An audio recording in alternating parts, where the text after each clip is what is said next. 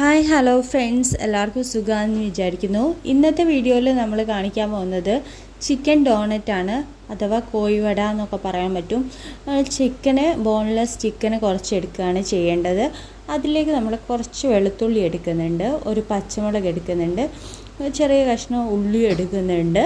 നമ്മൾ ഇതെല്ലാം ഒന്ന് മിക്സ് ചെയ്യാണ് വേണ്ടത്. ഇതിലേക്ക് നമ്മൾ കുറച്ച് മല്ലിയില ഇട്ട് കൊടുക്കുന്നുണ്ട്. ഇനി വേണമെങ്കിൽ നിങ്ങൾക്ക് കറിവേപ്പിലേൻ്റെ ഇല ഇട്ട് കൊടുക്കാം. പിന്നെ നമ്മൾ കുറച്ച് മസാലകൾ കൂടിയാണ് ഇതിലേക്ക് ആഡ് ചെയ്ത് കൊടുക്കുന്നത്. ആവശ്യത്തിന് ഒരു മുളക് പൊടി, അതേപോലെ കുരുമുളക് പൊടി, അതേപോലെ നമ്മൾ ഉപ്പ് ആഡ് ചെയ്ത് കൊടുക്കുകയാണ് ചെയ്യുന്നത്. മഞ്ഞൾപ്പൊടി, ഉപ്പ്.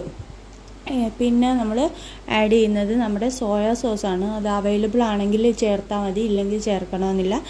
പിന്നെ ചിക്കൻ മസാലയും കൂടി കുറച്ച് ഇട്ട് കൊടുക്കുന്നുണ്ട്. എന്നിട്ട് ഇതെല്ലാം കൂടി നമ്മൾ മിക്സിയുടെ ചെറിയ ജാർ എടുത്തിട്ട് അതിലേക്കെല്ലാം കൂടി ഇട്ടിട്ട് ഒന്ന് അടിച്ച് ഇങ്ങനെ എടുക്കുകയാണ് ചെയ്യുന്നത്. അതിൽ കുറച്ച് ബ്രെഡ് ക്രംസ് ഇട്ടിട്ട് നമ്മളൊന്ന് മിക്സ് ചെയ്യും. ഈ ബ്രെഡ് ക്രംസ് ഇടുമ്പോൾ നമുക്ക് അതിലത്തെ വെള്ളമൊക്കെ ഒന്ന് വലിഞ്ഞ് കിട്ടും. എന്നിട്ട് ചെറിയ ചെറിയ ഇതുപോലെ റോൾ എടുത്തിട്ട് കൈമിലിട്ട് നല്ലപോലെ ഒന്ന് ഉരുട്ടി നടുക്ക് ചെറിയൊരു ഹോളൊക്കെ ഇട്ട് കൊടുത്ത് നമ്മൾ സാധാ വടയൊക്കെ ഉണ്ടാക്കുന്ന ഒരു രൂപത്തിലാക്കി എടുക്കുക.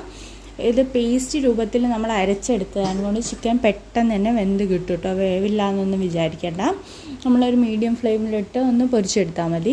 അപ്പം നമ്മൾ ഈ വട പോലെ എല്ലാം റെഡിയാക്കിയതിന് ശേഷം നമുക്കിങ്ങനെ വേണമെങ്കിൽ ഫ്രീസറിൽ സൂക്ഷിക്കുകയും ചെയ്യാം കേട്ടോ.